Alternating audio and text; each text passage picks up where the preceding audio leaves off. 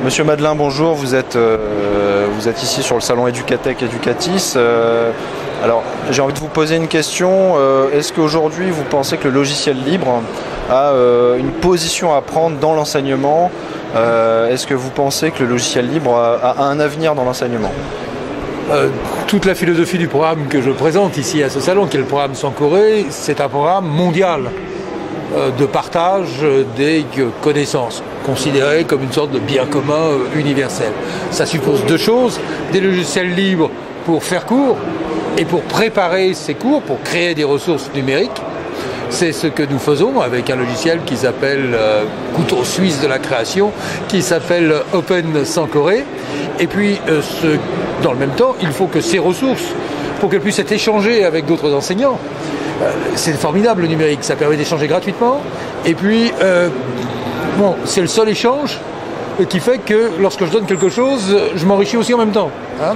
Je ne perds rien et je m'enrichis. C'est la magie, bien évidemment, de l'échange de connaissances mélangées au numérique. Et donc, toutes ces ressources, pour pouvoir être échangées, il faut qu'elles soient libres de droit de propriété. Ou plus exactement que l'enseignant dise moi je les mets sous le régime de copyleft, de Creative Commons, bref, de ressources éducatives numériques libres. Alors ça a deux vertus. La première vertu, c'est que c'est une formidable occasion de partage avec les pays pauvres et d'enrichissement mutuel. Et la deuxième vertu, surtout, qui intéresse la modernisation de tous les systèmes éducatifs, c'est que jusqu'à présent, la créativité de l'enseignant, elle reste enfermée dans sa salle de cours. J'ai eu une approche pédagogique originale, j'ai eu une illustration formidable, ça ne sortira jamais de ma salle de cours. Avec les outils du numérique, ce que j'ai fait est enregistré, je le partage aussitôt avec d'autres enseignants, bref, je le capitalise dans le système éducatif. Si vous voulez, c'est une façon de dire que nous allons faire des gains de productivité dans le système enseignant, avec cette force absolument révolutionnaire qui est la créativité de l'enseignant à la puissance du web 2.0. La force des réseaux d'enseignants. Donc c'est quelque chose qui est en train de révolutionner le monde. On est tout au début, on n'est pas si mal placés, nous les Français, et on essaie d'agir pour que nos outils de création au service des enseignants deviennent des outils universels. C'est déjà presque le cas. On est déjà en 23 langues, les Américains l'ont adopté, les Chinois, les Coréens, les Espagnols, etc. Donc ça marche plutôt bien. Et de faire en sorte aussi que, ensuite pour l'échange il est pratique si on a tous le même alphabet, la même grammaire, la même langue. Donc faire en sorte que nous ayons au fond des normes d'échange qui permettent au niveau universel de faire avancer cette formidable aventure qui est celle du partage des savoirs bien communs de l'humanité. Finalement, ce qui est avantageux dans l'open source, je dirais que c'est cet aspect partage, cet aspect plateforme communautaire internationale et sans limite, sans frontières. Ça ne se discute pas. Le mouvement, il est celui-là. Maintenant, vous pouvez ne pas prendre le train, vous pouvez le regarder passer ou attendre le dernier wagon, mais le mouvement, il est parti. Le monde ne va pas passer à côté de la méthode qui permet d'enrichir l'enseignement, l'enrichir la transmission des savoirs. Les outils aujourd'hui existent, il reste à inventer beaucoup de choses. La pédagogie, il reste surtout à utiliser toute la force de l'enseignant producteur.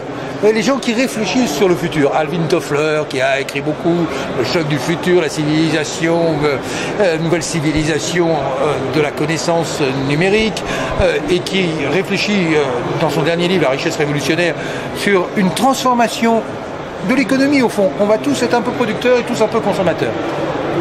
Le prosumer, moitié producteur, moitié consommateur. S'il y a bien quelqu'un qui est à l'avant-garde de ça, c'est l'enseignant. Il peut être à la fois producteur et en même temps consommateur. C'est ça, c'est l'idée force, c'est l'enseignant dans son coin, dans sa salle de classe finalement, et producteur et peut diffuser producteur de ressources qu'il va utiliser sur son mur numérique interactif, dans d'écrans géants d'ordinateur, sur lesquels les enfants peuvent venir écrire, complété par la tablette du professeur, mais aussi la tablette de l'élève, qui travaillera aussi sans doute demain sur sa tablette le soir dans le réseau social fait par la communauté scolaire. Bref, c'est une énorme révolution dans les façons d'enseigner et d'apprendre.